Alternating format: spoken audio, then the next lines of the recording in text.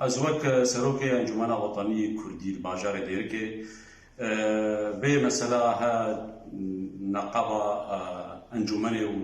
و پیاده داشتا هاتی كرين طبعا ما انجمن بريش يعني ما دستي ما دريجه مثلا محوريره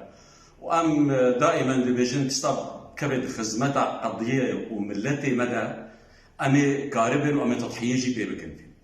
ليه تشتن سركه هنا يعني المفروض سراب سكن يعني إيرو أب تفاهمات هاي شيبين تفاهمات عام